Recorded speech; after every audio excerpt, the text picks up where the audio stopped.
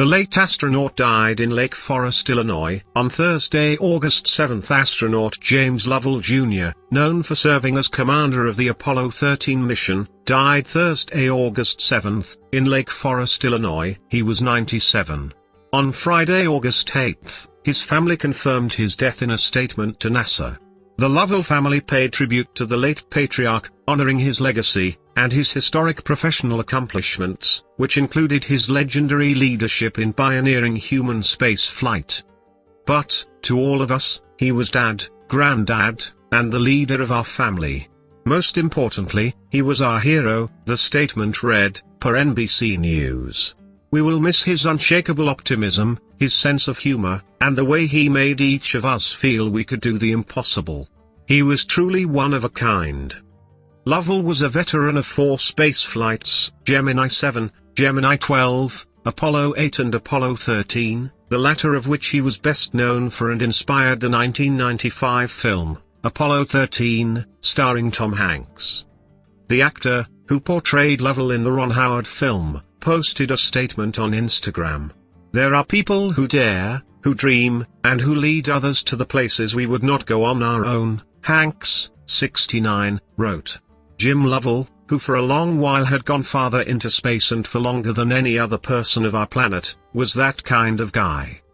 Hanks continued, his many voyages around Earth and onto so very close to the moon were not made for riches or celebrity, but because such challenges as those are what fuels the course of being alive, and who better than Jim Lovell to make those voyages?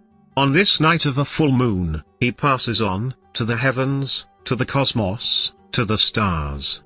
Godspeed you, on this next voyage, Jim Lovell.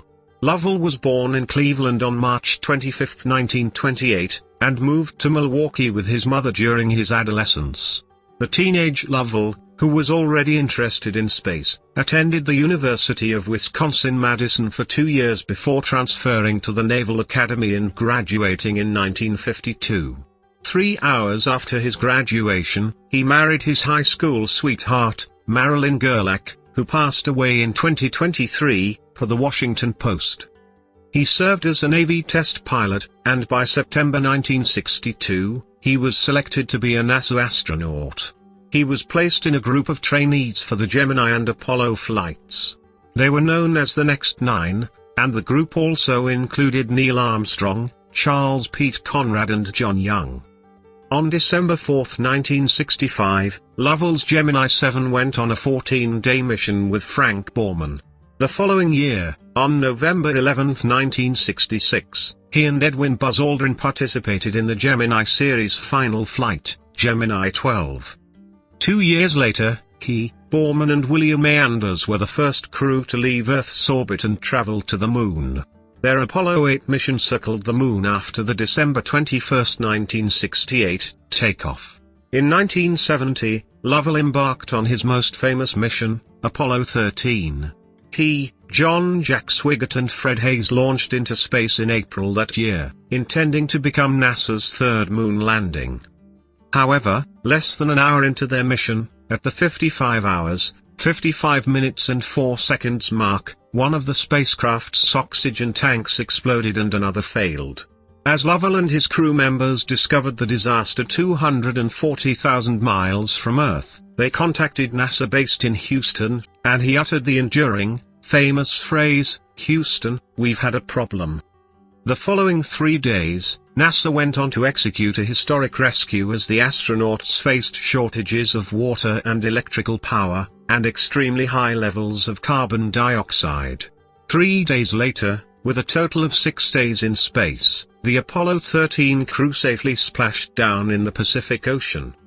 Lovell was celebrated for his leadership throughout the flight, which would later be referred as a successful failure, due to the NASA engineers and astronauts' inventiveness during the turmoil.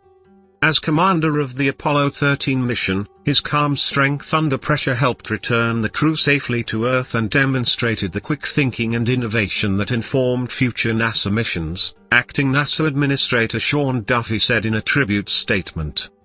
Lovell spent 715 hours in orbit before he retired from the agency in 1973.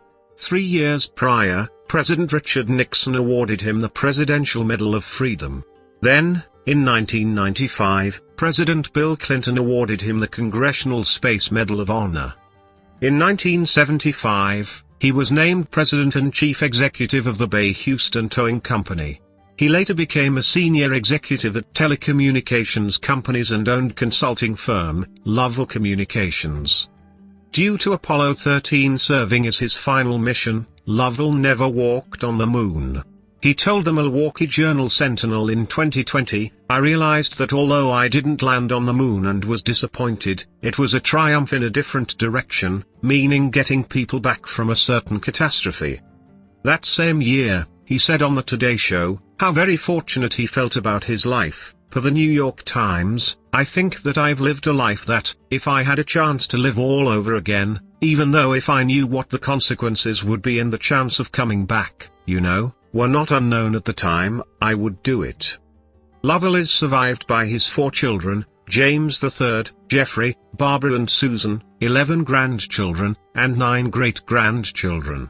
His wife Marilyn Lovell died in 2023.